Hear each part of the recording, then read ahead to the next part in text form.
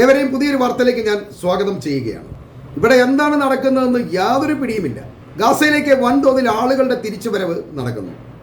Israel വീണ്ടും ഗസയെ ആക്രമിക്കും എന്ന് പറയുന്നു.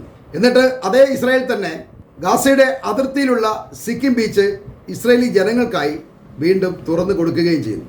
ഗാസയിൽ വെടിനിർത്തൽ നടപ്പിലാക്കിയതിൽ സൈന്യവും ജനങ്ങളും ഒക്കെ വളരെ സന്തോഷത്തിലാണെങ്കിലും നെതന്യാഹുവിനും അയാളുടെ സർക്കാരിനും മാത്രം അതിന്റെ എരിച്ചിലും പുകച്ചിലും ഒന്നും ഇപ്പോഴും അവസാനിച്ചിട്ടില്ല എന്നുള്ളതാണ് സത്യം. നെതന്യാഹുവിനും ട്രംപിനും അതിങ്ങനെ തികട്ടി വന്നുകൊണ്ടിരിക്കുകയാണ്. പോരാഞ്ഞിട്ട് കഴിഞ്ഞ ദിവസം ഗസയിലെ രാജ്യദ്രോഹികളും ഇസ്രായേലിന്റെ ഒറ്റുകാരുമായ ആളുകളെ പിടികൂടിക്കൊണ്ട് ഹമാസ് തെരുവിലിട്ട് പരസ്യമായി വെടിവെച്ച് കൊന്നതിലൂടെ ഇസ്രായേലിന്റെ കണ്ണുകൾ ഗാസയിൽ നിന്നും മുറിയുന്നു എന്നൊരു ഭയവും കൂടി നെതന്യാഹുവിനെ വല്ലാതെ അലട്ടുന്നുണ്ട്. ആ ദേഷ്യമെല്ലാം കൂടി പുകഞ്ഞ് പുറത്തു ചാടി മരിച്ച ബന്ദികളെ തിരികെ കൊടുക്കാൻ താമസിച്ചാൽ ഹമാസിനെ വീണ്ടും ഞങ്ങൾ ആക്രമിക്കുമെന്ന് നെതന്യാഹുവും ട്രംപും ഒക്കെ ഇങ്ങനെ നിരന്തരം പറഞ്ഞുകൊണ്ടിരിക്കുകയാണ്. ഞാനൊരു വാക്ക് പറഞ്ഞാൽ ആ നിമിഷം IDF ഗസയിൽ വീണ്ടും ആക്രമണം ആരംഭിക്കും എന്നാണ് ട്രംപ് ഇന്നലെ പറഞ്ഞത്. എന്നാൽ ഈ ഭീഷണികൾ ഹമാസിനോ ഗസക്കാർക്കോ യാതൊരുവിധ ഭയവും ഉണ്ടാക്കുന്നില്ല എന്നുള്ളതാണ് വാസ്തവം. ഗസയിൽ ഇപ്പോൾ തന്നെ അവർ മാക്സിമം ആക്രമണം നടത്തി പരമാവധി ആളുകളെ കൊല്ലുകയും അവരുടെ മുഴുവൻ വാസസ്ഥലങ്ങളും ഇടിച്ചു നിർത്തുകയൊക്കെ ചെയ്തിട്ടുണ്ട്. ഇനി അതിൽ പരം എന്ത് ചെയ്യാനാണ് ഇസ്രായേലിനും നെതന്യാഹുവിനും ഒക്കെ ഉള്ളത്? തന്നെയുമല്ല, ഗസ വീണ്ടും ആക്രമിക്കുന്നതിന് ഇസ്രായേൽ സൈന്യത്തിന് യാതൊരു താല്പര്യവും ഇല്ല എന്ന് സൈനിക വൃത്തങ്ങൾ തന്നെയാണ് പറയുന്നത്. ഇസ്രായേൽ സൈന്യം ഹമാസുമായിട്ടുള്ള യുദ്ധത്തിൽ വിശിഷ്ട സേവനം നടത്തിയവർക്ക് മെഡലുകൾ നൽകാനുള്ള ഒരു തയ്യാറെടുപ്പുകൾ നടത്തിക്കൊണ്ടിരിക്കുകയാണ്.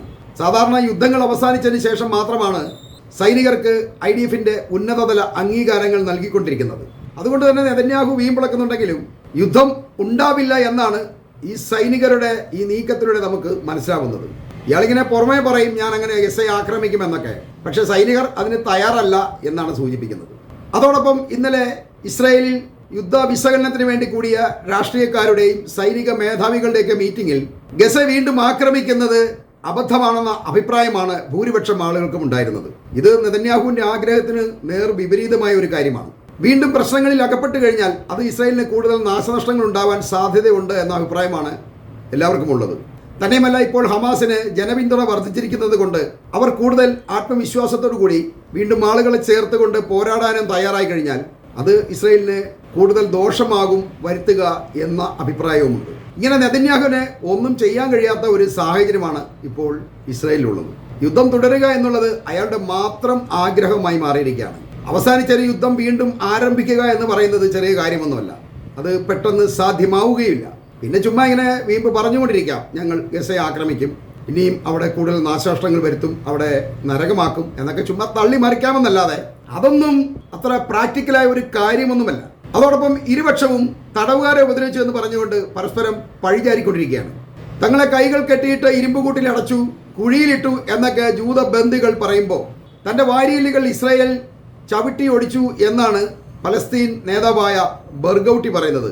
അതുകൂടാതെ ഇസ്രായേൽ ജയിലുകളിൽ നിന്ന് തിരിച്ചു വന്നിട്ടുള്ള ഒരുപാട് തടവുകാർ ഇസ്രായേലിലെ ഭീകര മർദ്ദനത്തെക്കുറിച്ച് പത്രക്കാരോട് പറയുകയും ചെയ്യുന്നുണ്ട്. ഇങ്ങനെ ഇരുപക്ഷവും പരസ്പരം ആരോപണങ്ങൾ ഉന്നയിച്ചുകൊണ്ടിരിക്കുകയാണ്. ഈ ആരോപണമല്ലാതെ യാഥാർത്ഥ്യം തന്നെയാണ്. ഇതൊക്കെ പൊതുവെ യുദ്ധത്തിൽ സ്വാഭാവികമായ ഒരു കാര്യം തന്നെയാണ്. തടവുകാരായി പിടിക്കുന്നത് സുഖചികിത്സ നൽകാനല്ലാത്തത് കൊണ്ട് ഇവരെ മാക്സിമം ഇരുകൂട്ടരും ഉപദ്രവിക്കും എന്നുള്ള കാര്യം ഉറപ്പ് തന്നെയാണ്. എന്നാൽ തിരികെ വന്ന ജൂതബന്ദികൾക്ക് കാര്യമായ ആരോഗ്യ പ്രശ്നങ്ങളൊന്നും ഇല്ലാത്തത് കൊണ്ടും പലസ്തീൻ തടവുകാർക്ക് എഴുന്നേറ്റ് നടക്കാൻ പോലും കഴിയാതിരിക്കുകയും ചെയ്യുന്ന വീഡിയോകൾ പുറത്തെത്തിയിട്ടുള്ളത് കൊണ്ട് ഇസ്രായേൽ സൈന്യമാണ് കൂടുതൽ പലസ്തീൻ തടവുകാരെ വളരെ ക്രൂരമായ രീതിയിൽ ആക്രമിച്ചിട്ടുള്ളത് എന്ന് നമുക്ക് മനസ്സിലാക്കാൻ കഴിയും.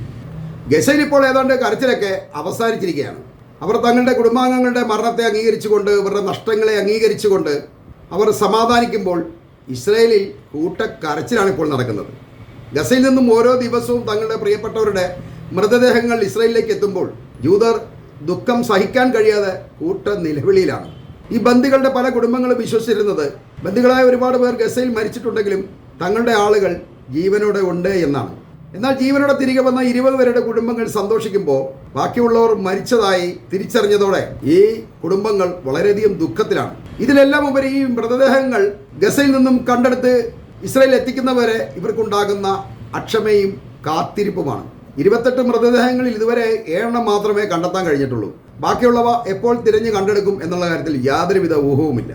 ഈ തിരച്ചിലിൽ ഹമാസ് അലസത കാണിക്കാതിരിക്കാൻ വേണ്ടിയാണ് നെതന്യാഹു ഗസയെ വീണ്ടും ആക്രമിക്കുന്നത് എന്ന് നിരന്തരം ഭീഷണിപ്പെടുത്തിക്കൊണ്ടിരിക്കുന്നത്. പക്ഷേ ഈ ഭീഷണി കൊണ്ടൊന്നും യാതൊരു പ്രയോജനവുമില്ല. ഒളിഞ്ഞുകിടക്കുന്ന കെട്ടിടാവശിഷ്ടങ്ങൾ നീക്കം ചെയ്യാൻ വലിയ എക്യുപ്മെന്റ്സുകൾ ആവശ്യമുള്ളതുകൊണ്ടും ഇത് തങ്ങളുടെ കൈവശമില്ലാത്തതിനാലുമാണ് മൃതദേഹങ്ങൾ കണ്ടെടുക്കാൻ വൈകുന്നത് എന്നാണ് ഹമാസ് ഇസ്രായേലിനെ അറിയിച്ചിരിക്കുന്നത്. തന്നെയുമല്ല, ഇതിന് കൂടുതൽ സമയവും അധ്വാനവും ഒക്കെ വേണ്ടതുണ്ട്. അത് ഇസ്രായേൽ മനസ്സിലാക്കണം എന്നാണ് ഹമാസ് ആവശ്യപ്പെടുന്നത്. ഈ സത്യാവസ്ഥ നെതന്യാഹുവിനും അയാളുടെ ഗവൺമെന്റിനും എല്ലാം അറിയാമെങ്കിലും പിന്നെ നിരന്തരം ഇങ്ങനെ ഭീഷണിപ്പെടുത്തിക്കൊണ്ടിരിക്കുകയാണ്. ഞങ്ങൾ അങ്ങനെ ചെയ്യും, ഇങ്ങനെ ചെയ്യും എന്നൊക്കെ പറയുന്നത് അതൊന്നും വലിയ കാര്യമൊന്നുമില്ല. അത് അവരുടെ പരാജയത്തിൻ്റെ ആ ഒരു ജാള്യത ഉള്ളിലുള്ളത് കൊണ്ടാണ്, ലോകത്തെ ബോധിപ്പിക്കാനാണ്. കാരണം ഞങ്ങൾ വീണ്ടും ഗസയെ ആക്രമിക്കും, ഞങ്ങൾ പരാജയപ്പെട്ടല്ല പിന്മാറിയത്, ഞങ്ങൾ ജയിച്ചു തന്നെയാണ് മാറിയിരിക്കുന്നത്, അതുകൊണ്ട് വീണ്ടും ഗസയെ ആക്രമിക്കാൻ ഞങ്ങൾക്ക് കരുത്തുണ്ട് എന്നൊക്കെ കാണിക്കാൻ വേണ്ടിയുള്ള ഒരു നമ്പരായത്. ഒന്നും വലിയ കാര്യമാക്കാനൊന്നുമില്ല. ഇങ്ങനെ ഈ ഭീഷണി കൊണ്ടുള്ള കുഴപ്പം എന്താ വെച്ചാൽ ഗസയിൽ വീണ്ടും ഒരു യുദ്ധ സാഹചര്യം നിലനിൽക്കുന്നതായിട്ട് എല്ലാവർക്കും അനുഭവപ്പെടും. ഇസ്രായേൽ ഇങ്ങനെ നിരന്തരം പറയുന്നത് കൊണ്ട് ഹമാസിനും അവരെ വിശ്വാസമില്ല എന്നുള്ളതാണ് സത്യം. അതുകൊണ്ട് തന്നെ അവരിപ്പോൾ ആയുധങ്ങൾ വാരിക്കൂട്ടുകയാണ്. അവർ മാത്രമല്ല, ഇസ്രായേലും ആയുധങ്ങൾ വളരെയധികം സംഘടിപ്പിക്കുന്നു എന്നുള്ള വാർത്തയാണ് പുറത്തു വരുന്നത്. ഇസ്രായേലിൻ്റെ ഭീഷണി നിലനിൽക്കുന്നതിനാൽ ഹമാസിന് ഇറാനിൽ നിന്നും വലിയ തോതിൽ ആയുധങ്ങൾ എത്തുന്നുണ്ട് എന്നാണ് അൽ അറബി പത്രം റിപ്പോർട്ട് ചെയ്യുന്നത്. ഇങ്ങനെ ആയുധങ്ങൾ എത്തിക്കാൻ വേണ്ടി ഈജിപ്തിൻ്റെ സഹായമുണ്ടെന്നൊക്കെ ഇസ്രായേൽ ആരോപിക്കുന്നുമുണ്ട്. എന്നാൽ ഈ ആരോപണം ഈജിപ്ത് നിഷേധിക്കുകയാണ് ചെയ്യുന്നത്. അതാരും അംഗീകരിക്കത്തില്ലല്ലോ. ഗസയിൽ ഹമാസിൻ്റെ ഭരണം വീണ്ടും ഉറപ്പിക്കാനും അവർ ഭരണത്തിൽ നിന്നും പുറന്തള്ളപ്പെടാതിരിക്കാൻ വേണ്ടിയാണ് ഇറാൻ ഇപ്പോൾ പിന്നിൽ നിന്ന് കളിക്കുന്നത് എന്ന് നമ്മൾ മനസ്സിലാക്കണം. ഗസയിൽ ഇറാൻ്റെ ഇടപെടൽ നെതന്യാഹുവിനെ ശരിക്കും ഭയപ്പെടുത്തുന്നുണ്ട്. പലസ്തീൻ്റെ സ്വാതന്ത്ര്യം പ്രഖ്യാപിക്കപ്പെട്ടു കഴിഞ്ഞാൽ അതിനുശേഷം ഇറാൻ പരസ്യമായി രംഗത്ത് വരും എന്നാണ് ഇസ്രായേൽ ഇന്റലിജൻസും ഇതിനെക്കുറിച്ച് പറയുന്നത്. ശരിക്കും പറഞ്ഞാൽ യുദ്ധം അവസാനിച്ചെങ്കിൽ പോലും ഇസ്രായേലിൻ്റെ ഭാവി അത്ര സുരക്ഷിതമല്ല എന്നുള്ളതാണ് വാസ്തവം. ഇസ്രായേൽ വിരുദ്ധത വിദേശത്ത് വളരെയധികം വർദ്ധിച്ചു വന്നിരിക്കുകയാണ്. ഹമാസിനെ നിരായുധീകരിക്കണമെന്ന് പറയുന്ന ഇസ്രായേലിനെ ആയുധോപരോധം ഏർപ്പെടുത്തണമെന്ന് ആവശ്യപ്പെട്ടുകൊണ്ട് അന്താരാഷ്ട്ര മനുഷ്യാവകാശ സംഘടനകളും ആംനസ്റ്റി ഇന്റർനാഷണൽ സംഘടനകളും പ്രതിഷേധ ക്യാമ്പയിനുകളാണ് ഇപ്പോൾ വിദേശത്ത് സംഘടിപ്പിച്ചിരിക്കുന്നത്. അമേരിക്കയിലും യൂറോപ്പിലും നടക്കുന്ന ഈ പ്രതിഷേധങ്ങൾ യുദ്ധം അവസാനിപ്പിച്ചതോടെ ഇസ്രായേലുമായി പഴയ ചങ്ങാത്തം വീണ്ടും ആരംഭിക്കാനിരിക്കുന്ന യൂറോപ്യൻ രാജ്യങ്ങളിലെ ഭരണകൂടങ്ങൾക്ക് വലിയ ഭീഷണിയായിട്ടാണ് ഇപ്പോൾ മാറിയിരിക്കുന്നത്. ശരിക്കും പറഞ്ഞാൽ ഇസ്രായേൽ കരുതുന്ന പോലെ അത്ര നിസ്സാരമായ കാര്യമൊന്നുമല്ല ഇത്. അവർക്കെതിരായിട്ട് വലിയൊരു സംഘം പുറത്തിപ്പോൾ പ്രവർത്തിക്കുന്നുണ്ട്. ഇസ്രായേൽ ഒരു ഭീകര രാഷ്ട്രം എന്ന തരത്തിലാണ് ഇപ്പോൾ ലോകത്തെ മിക്ക രാജ്യങ്ങളും ഇസ്രായേലിനോട് ഇടപെടുന്നത്. അവരുടെ തനിഗുണം ഗസയിലെ ആക്രമണത്തിലൂടെ എല്ലാവർക്കും മനസ്സിലായിട്ടുണ്ട്. ഇതുവരെ ഒരു ജനാധിപത്യ രാഷ്ട്രം എന്നൊക്കെ ലേവലിൽ ഒരു പമ്മി ഇരുന്നുകൊണ്ട് അവർ ആക്രമണങ്ങൾ അഴിച്ചുവിട്ടെങ്കിലും ഇപ്പോൾ അതിനൊരു മാറ്റം വന്നിരിക്കുകയാണ്. അവരൊരു അവസരം വന്നു കഴിഞ്ഞാൽ അതിനെ ശരിക്കും ഈ ജൂതർ മുതലെടുക്കും എന്നൊരു വിശ്വാസം ലോകത്തെ എല്ലാ ജനങ്ങൾക്കിടയിലുമുണ്ട്. അതുകൊണ്ട് തന്നെ ഇവരുമായിട്ടുള്ള ബന്ധം തുടരാൻ പല രാജ്യങ്ങളും ആഗ്രഹിക്കുന്നില്ല, പ്രത്യേകിച്ച് അറബ് രാജ്യങ്ങൾ. അതല്ല എന്നുണ്ടെങ്കിൽ ഇസ്രായേൽ ഇനി ചെയ്യേണ്ടത് അവർ വളരെ സത്യസന്ധതയോടുകൂടി മുന്നോട്ട് പോവുകയാണ് വേണ്ടത്. പലസ്തീനുമായി സൗഹൃദത്തിൽ തുടരുന്നതാണ് അവരുടെ ഭാവിക്ക് എപ്പോഴും നല്ലത്.